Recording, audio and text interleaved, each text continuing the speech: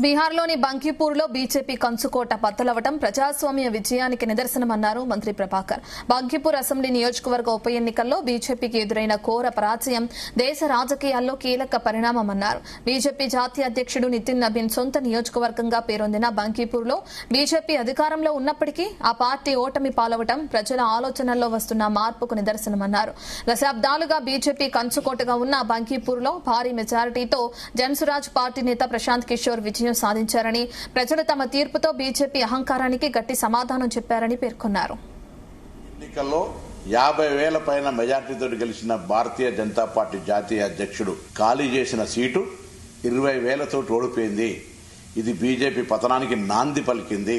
మొన్న ధర్మేంద్ర ప్రధాన్ రాజీనామా, ఈరోజు ఈ బీహార్లో ఓడిపోయినటువంటి భారతీయ జనతా పార్టీ జాతీయ అధ్యక్షుడు సీటుతోటి భారతీయ జనతా పార్టీ పతనం ప్రారంభమైంది.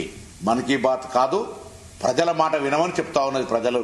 అంతేకాదు నరేంద్ర మోడీ, అమిత్ షాల తానేషాహి ఏదైతే నియంతృత్వం ఉందో నడవదు అని చెప్తా ఉన్నారు ప్రజలు. ప్రజాస్వామ్యము, రాజ్యాంగము, ఈ భారతదేశ భౌగోళిక సామాజిక అన్ని పరిస్థితులలో అర్థం చేసుకుని ఇక్కడ ఉన్నటువంటి సామాజిక పరిస్థితులను నడపాలి తప్ప నియంతృత్వంగా నడవదు ప్రభుత్వం అనే మాట చెప్పే ప్రయత్నం జరిగింది. ఇప్పటికైనా భారతీయ జనతా పార్టీ బుద్ధి తెచ్చుకొని సరైన విధంగా ప్రజలకు పరిపాలన అందించాలని డిమాండ్ చేస్తూ ప్రజాస్వామికంగా ఉండాలని కోరుకుంటూ